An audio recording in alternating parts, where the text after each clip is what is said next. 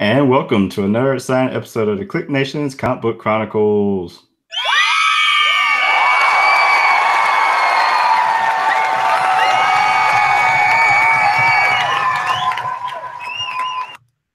I'm your host, Kim Double G.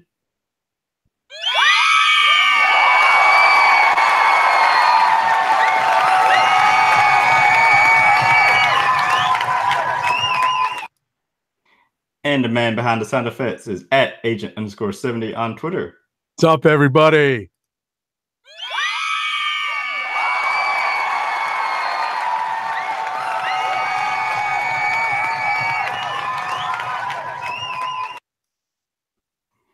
And it's just the two of us tonight. Tag team, back again. Tag team. At RowdyCat on Twitter and at PCN_Dirt on Twitter are preoccupied at the moment, so we'll check back in with them next week. There you go. See, the ladies are cheering because they are anticipating their return next week. So with that, we want to remind you that you can go to thekliqnation.com where you can find previous episodes of the Comic Book Chronicles and Comic Book News. There you'll find links to our social media accounts.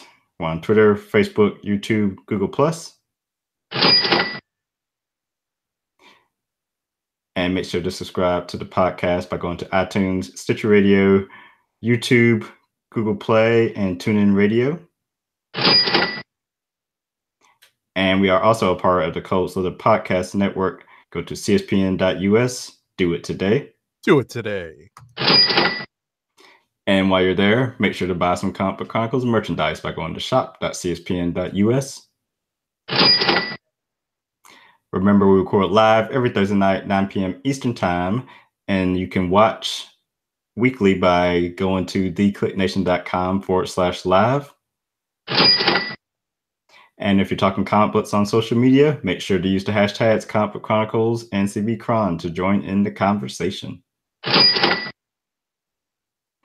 And the issue or comic we're going to start with this week is the end of Donny Cates and Jeff Shaw's Thanos, number 18.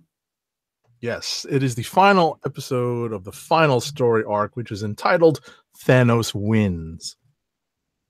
And a Thanos wins. That's right. It's just a matter of which one is it. Because we have two. Right.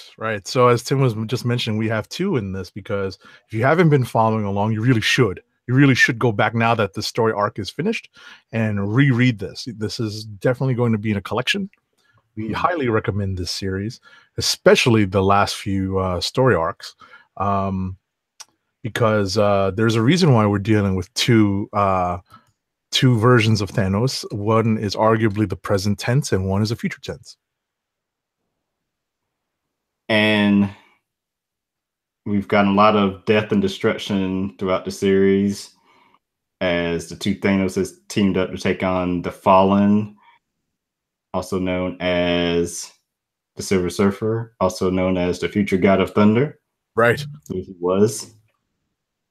For such a short time, but yes. And we had the dog, Pet Hulk, and the Cosmic Ghost Rider. Right.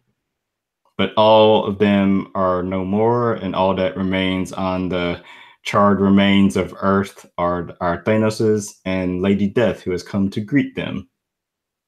Right.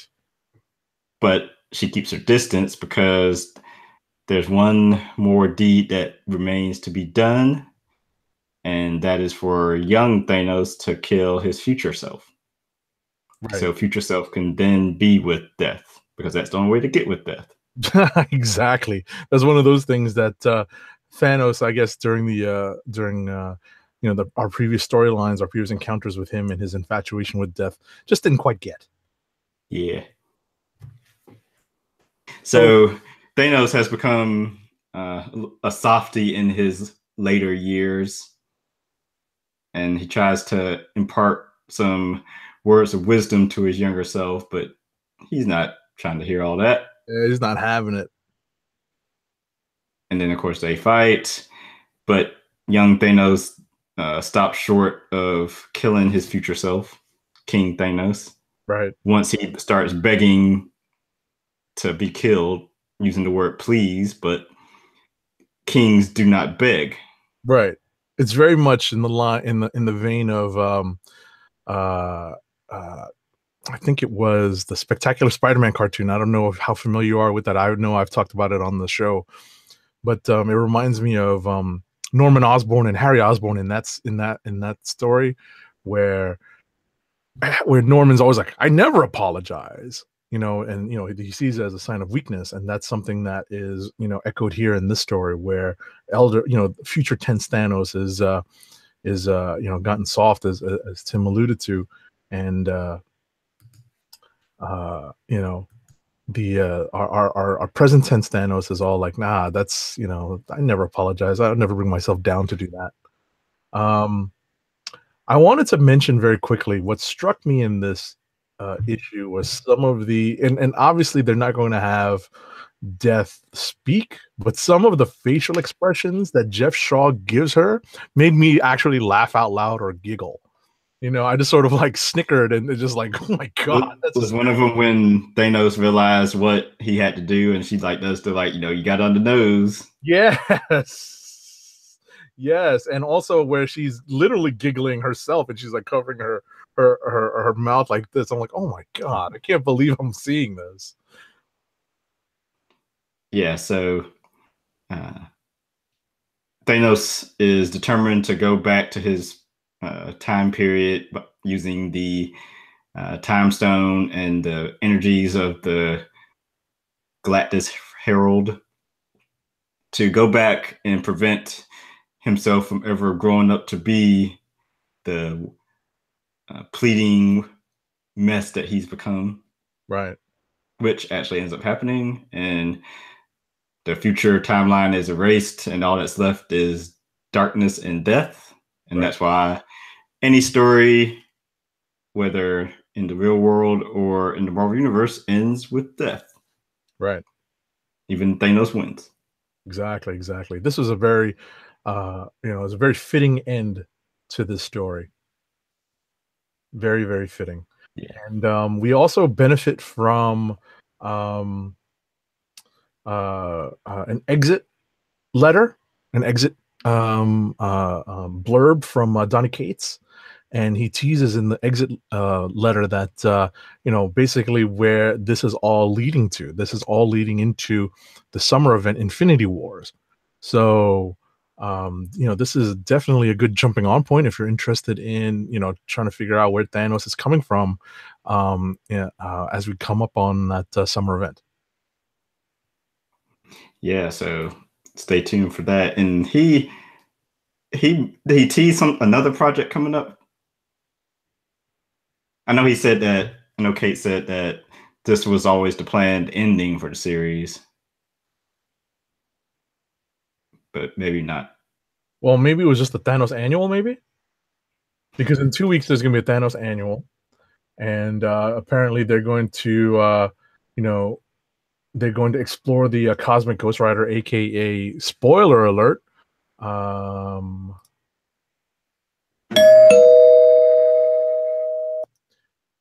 aka the long dead but crazy cosmic powered Frank Castle.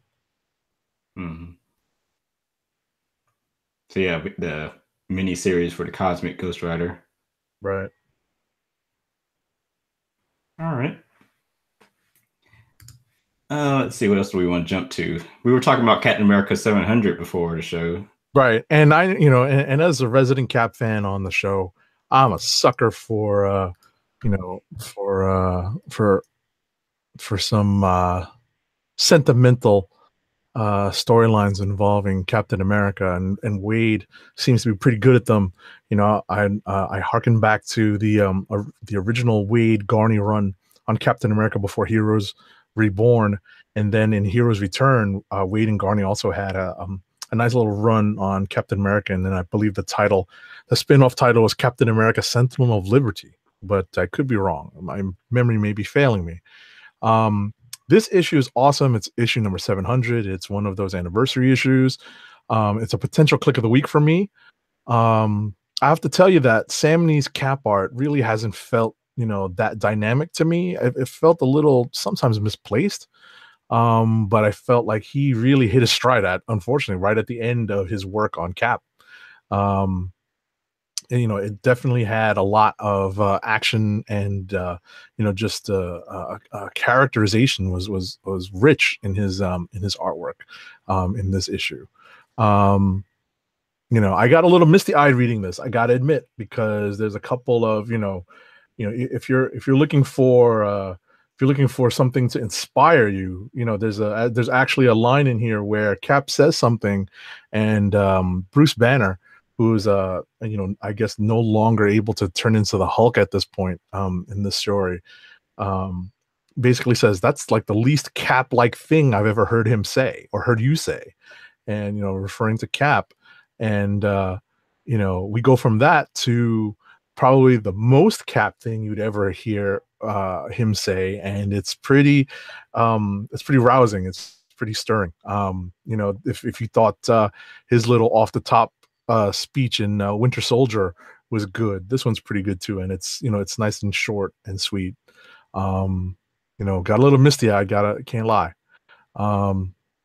Wade's got a knack for that. I don't want to spoil too much. I'm kind of skirting on the edges because Tim Dog may read this at some point, but definitely this is a candidate for Click the Week for me. This is the wrap up to this future tense, this future story that Cap has been thrown into, and we were just discussing that there are 2 issues left before this title is relaunched with the other Marvel books that are coming in fresh start. All right. I will pick an issue. I have slightly less than you do, but X-Men Blue number 25. Sure. So this is continuing the story of the original 5 X-Men are still in space after their Poison X crossover with Venom. And back on Earth, Magneto has been dealing with the Mother Vine threat from Havoc, White Queen, Bastion, and Miss Sinister. And slowly but surely, a group of mutants have been coming together to take the place of the original 5, counting with Jimmy Hudson and Bloodstorm, who were already members of the X-Men Blue team, part of it, along with Polaris, who was a supporting character. Hmm. But we also have Daken, Wolverine's son, or Daken, and Gazing Nightshade from the Raksha, who appeared in some earlier issues of X-Men Blue. But so Magneto meets with the villains one last time to try to convince them that, for mutants to be the dominant species, Mother Vine isn't the way to go. But they're determined to continue ahead with it anyway. A fight breaks out, and Emma Frost uses her powers to jumpstart Havoc's abilities, his energy blast. And it looks like they're getting the best of Magneto, so he has to resort to using mutant growth hormone to give him a slight advantage, which allows him enough time to escape. So it's kind of interesting, even though he'd rather not use the mutant growth hormone or the MGH, but he knows it's at least safer than Mother Vine, which can have some negative reactions with the body. And so basically the issue ends with the new team and some new blue duds ready to take the fight to the Mother Vine, who have launched missiles across the world to sort of blanket the globe with the Mother Vine virus. And there's like a 60% chance of mutants that come in contact with it will, I guess, exhibit new powers. So. Wow, I am so lost when it comes to this. And like everything you were just rattling off, I was like, oh my God, what is that? And who's on what side now? And oh my goodness gracious. Yeah, it's been slowly building over time. Yeah, I mean, I'll tell you that. Are you done with your review Yeah. of Blue 25? So I'm going to use this to kind of roll into X-Men Red number 3, because one thing that I noticed is that, especially, being a longtime X-Men fan, what I used to have to do is, kind of be choosy, because I just didn't want to buy, multiple X titles when I was younger, right? Get a little older, work at a comic book store. All of a sudden, you've got a discount and you're picking up all the X-Men books that there are. Now I'm sort of trying to narrow it down, because I just simply don't have the time to read these things. So X-Men Blue has never really interested me when it comes, because of it being centered around the time tossed original X-Men. But X-Men Gold was always supposed to be like the haven for fans who just want to have straight up X-Men stories, set in a modern time. But I think that if you're looking for that, you should switch to X-Men Red, because this book was a good read.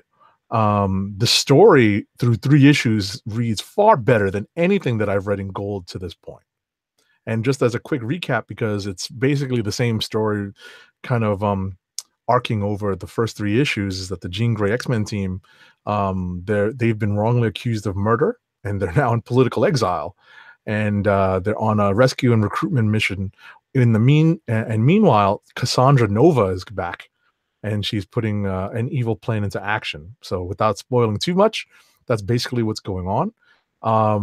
I think that it benefits from being, the only the 3rd issue of the opening arc, but at the same time, I remember being fairly confused or just not happy with the X-Men Gold book, 3 or 4 issues in. So I think if you're looking for a good X-Men read, I would recommend switching over to Red when you get a chance. Yeah, Red so far has been interesting. I haven't gotten a chance to check this issue out yet, but I'll be binging this weekend. Sure. And I enjoy the art by Mahmoud Azrar. Mm-hmm. Definitely. And the team has got a nice mix of characters on it. We both read Avengers 688. Oh, okay. Um, so I have to say, the later we get in this No Surrender, the more I'm entertained. All the secrets are gone, so it's been a lot of fun to read. Quicksilver's arc in this story is front and center, as he's on a quest to unlock the stasis that so many of the heroes are in, and even villains are in, to try to level the playing field against the Challenger, who takes on a new code name in this issue. And I gotta say that that new code name, I'm gonna ring the spoiler bell. Is that all right, Tim? Oh yeah. All right, I'm gonna ring the spoiler bell, because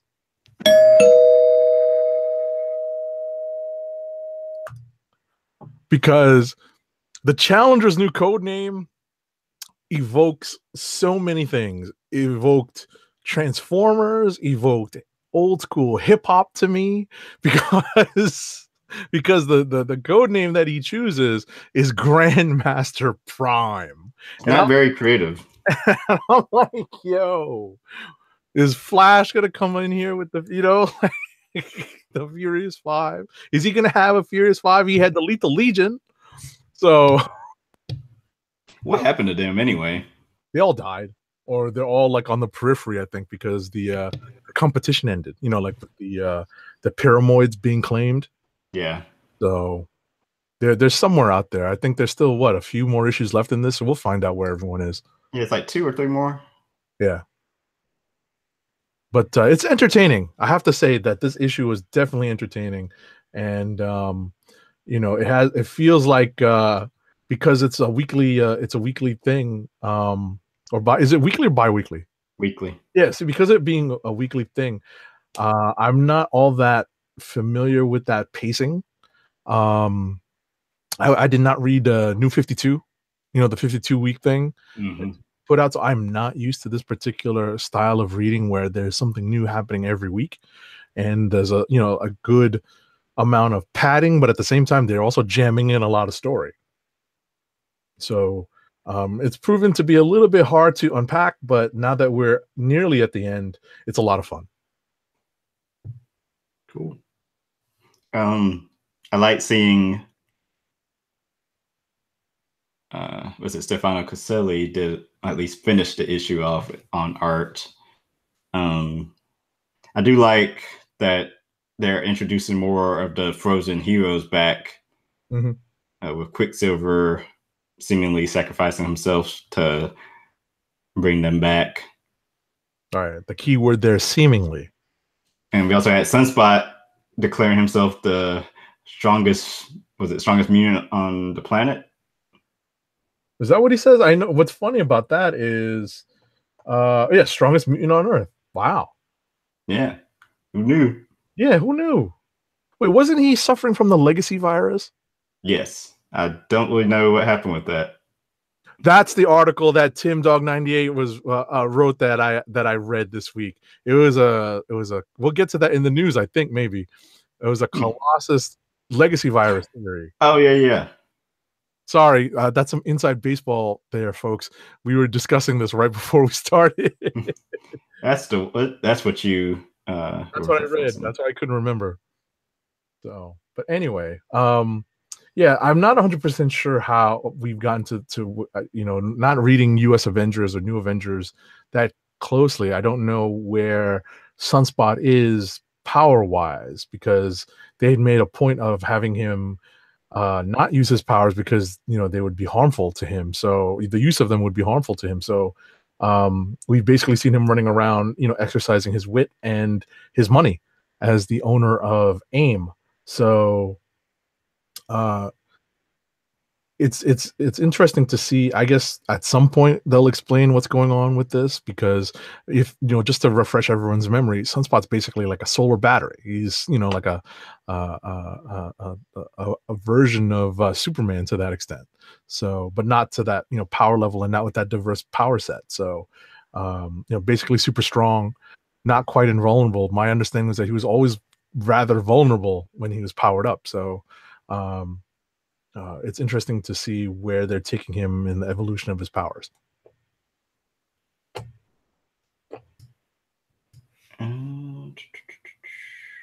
That's that. Anything more on 688?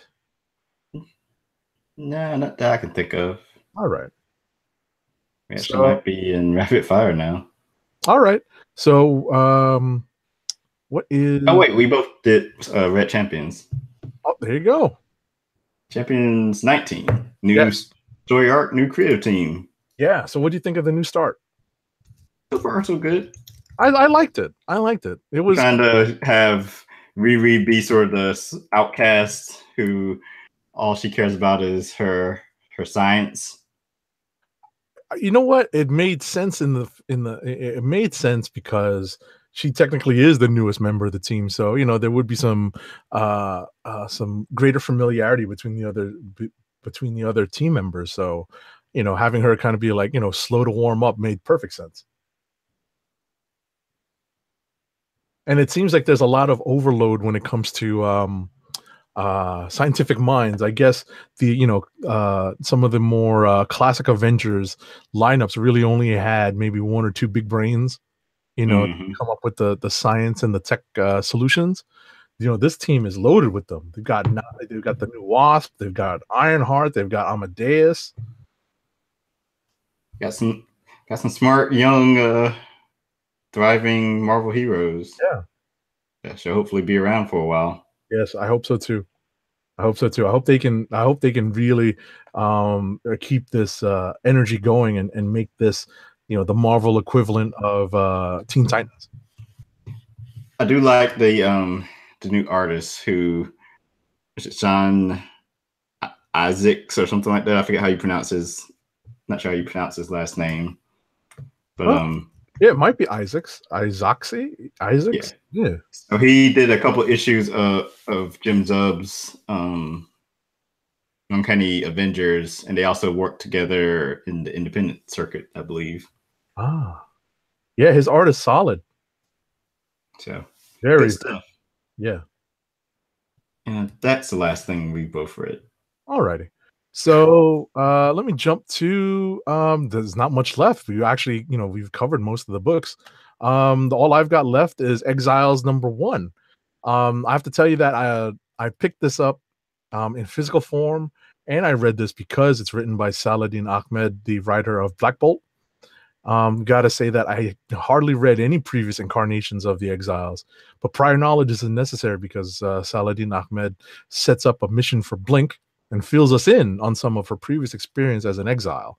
So it's actually a pretty easy to pick up story for a brand new reader. It's a #1, does its job as a #1 issue, sets up the premise and gets you moving in the right direction. So if you're even casually interested in time travel and some of the crazy things that can happen, or dimension hopping is probably a little bit more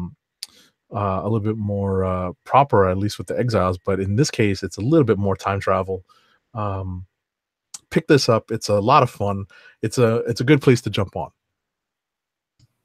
And I read a few of the opening pages of Exiles, but I got to finish it. And I kind of skimmed Domino #1, but I will say I enjoyed David Baldion's art on it, and the writing was nice and witty.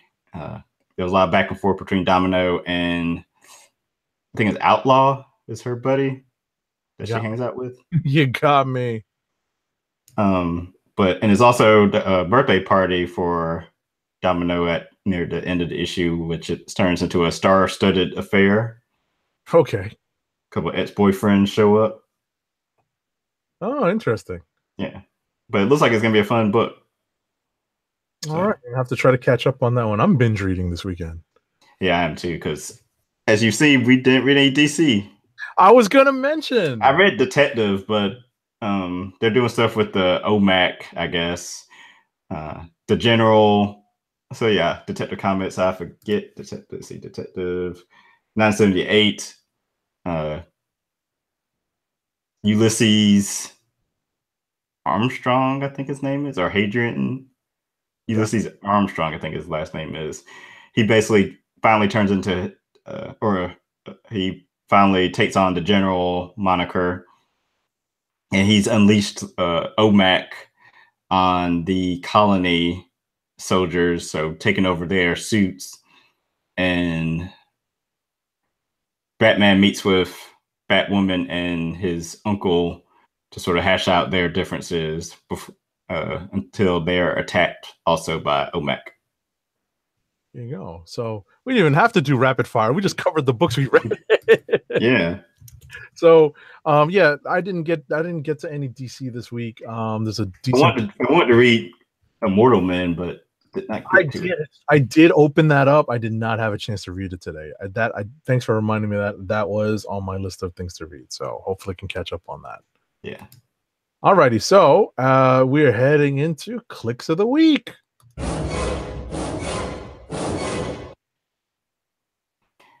I'm going to give you mine right away. Mine, you know what? I love Thanos, but I'm a sap. I'm sentimental. I kind of needed a good, inspiring story yesterday and today. It's been it's been tough sledding. Needed it, got it from Captain America #700. That is my Click of the Week for this week. Okay.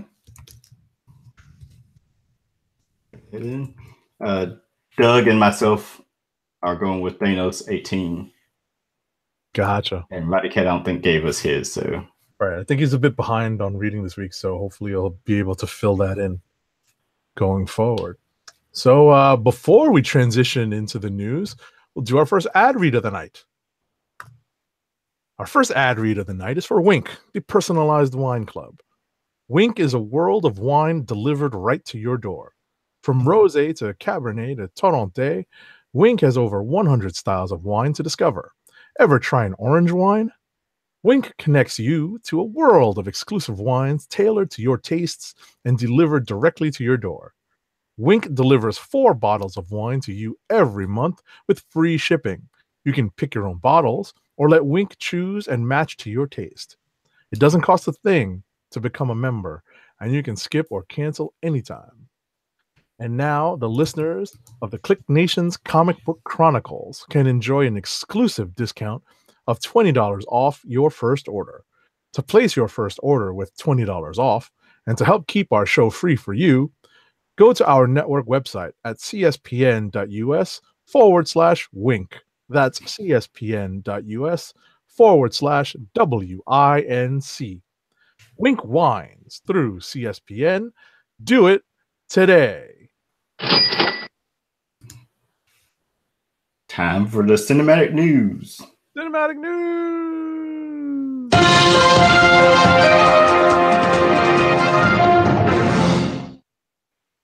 Scarlet Witch actor doesn't want a solo movie. That might be wise. I'm not 100% sure the Scarlet Witch could support a solo movie. Yeah. Who's asking for that? I guess that's just, some reporters trying to start something. Yeah. You always ask things during the media junket. Because they're touring the world right now ahead of Infinity War. Black Panther passing Titanic, now third highest grossing film in the US. Nice. And Black Panther sets May Blu-ray release date. Yes. Doesn't it feel like it was just yesterday we were watching this in the theaters? I saw someone say that it leaves theaters next week, I think. But I'm sure that depends on what theater it is. Right. I was gonna say there's probably some theaters that play, like the dollar theater or the $5 theaters or whatever. Mm-hmm. But it makes sense that it would leave next week in anticipate, ahead of Infinity War. Yeah, because that'll be my birthday's actually next Friday. Oh, so it comes out the week after. Yep. We'll probably be on Movie Protocol. Yeah. Because that's when my ticket is Thursday night. So yeah, we probably won't have an episode 2 Thursdays from now. Yeah, we'll probably, unless we, we'll have to discuss whether or not we'll switch it to Friday and see how that goes. So, stay tuned, folks. Sebastian Stan hopes Winter Soldier will appear in Black Widow movie. Yeah, what's funny about that is that shows a little bit of familiarity, at least with the source material. Yep. Clark Gregg teases Coulson Fury reunion with Captain Marvel set photo. Yeah, we knew this was coming, but it's nice to see Clark Gregg playing to the masses there. And I actually never looked at that photo, so I'm going to do that while I keep reading. Go ahead. It's pretty cool. Star Trek Discovery casting humans, Anson Mount in key role. Well, he'll get to talk, so he might be better in this role. Poor guy. Arrow, Colton Hayes' Arsenal will return as season 7 series regular. You got me. Because Thea left, so he's coming back. Ah, gotcha. Arrow showrunner knows why you don't like Oliver's new team. Okay. Apparently, fans are anti the new folks. Mr. Terrific and Wild Dog and the new I was gonna say Banshee. Black Canary, I guess. Yeah, Black Canary. Nicolas Cage thinks he'd make a great Joker. Wait. Don't rush through this. You got to give me a chance to comment on this sound effect style. Where is it? Where is it? There it is.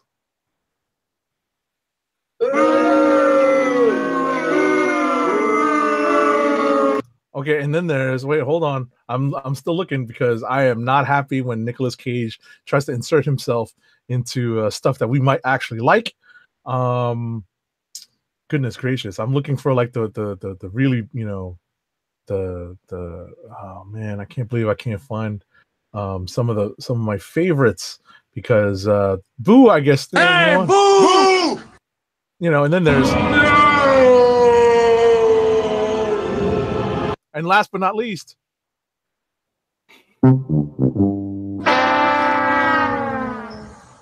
So if that doesn't get the message across, Nicolas Cage, I don't know what will. So sad. Batgirl movie back on, now with Bumblebee writer. No kidding. All right, well, go for it, man. Black Lightning just dropped another major Cobra tease. I gotta admit, I've fallen far, far behind on this show. Are you up on it? One episode behind. Okay. Started catching up last night, actually. Gotcha. I've got to set this up on the CW app. I think I can stream this. But a show I am behind on is The Flash, and it offers vibe and interest in opportunity and a new code name. What? Gypsy's dad. I've read about it. Gypsy's dad offers him the Breacher title and job because he's going to retire because his powers are decreasing since he's getting older. Breacher? Yep. Ay. Like, just when you think all the good names are gone, right? And first Titans set photos of Starfire Dick Grayson surface. All right, you have any feelings on this? I saw that Anna Diop posted an Instagram message today talking about, I guess, some of the comments she's gotten about the photo and saying, basically she's gotten rude comments and, people, she wished that a photo like that hadn't gone out because, it's 15 degrees. She's just trying to stay warm. And of course, the photo isn't without any of the CGI or any of the special effects makeup that's going to go into it. So, people are taking it the wrong way. On face value, yeah. Yeah. It won't be what we see. I like the general tone of the costuming. It looks like they definitely have ideas in mind to homage color schemes from previous incarnations of these characters. So that I liked. I'm willing to give it, like you said, time to have the CGI applied and more makeup applied so that we can see, what the final product's going to be.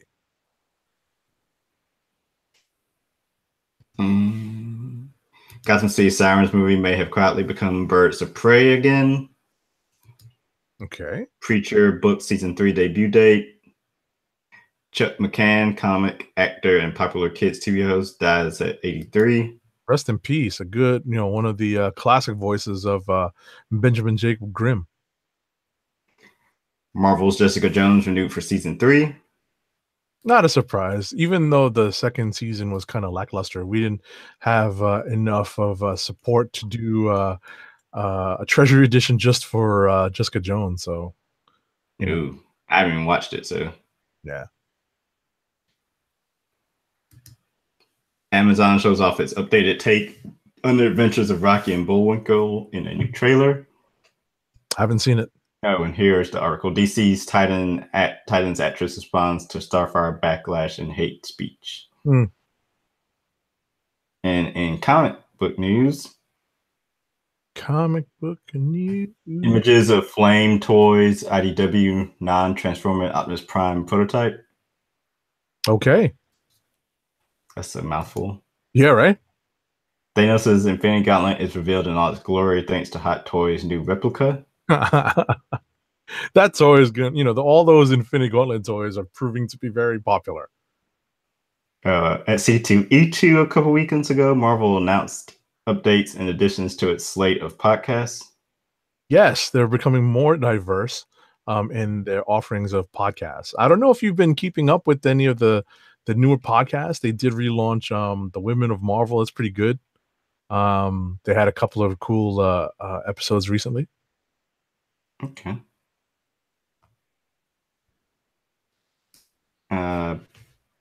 Elvira returns. 2 comics. 2 comics in July. All right. Dynamite Entertainment.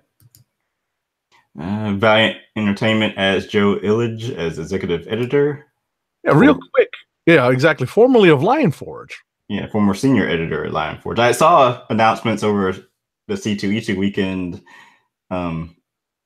I forget who the person was that was named in his position. So I was like, huh, that's weird.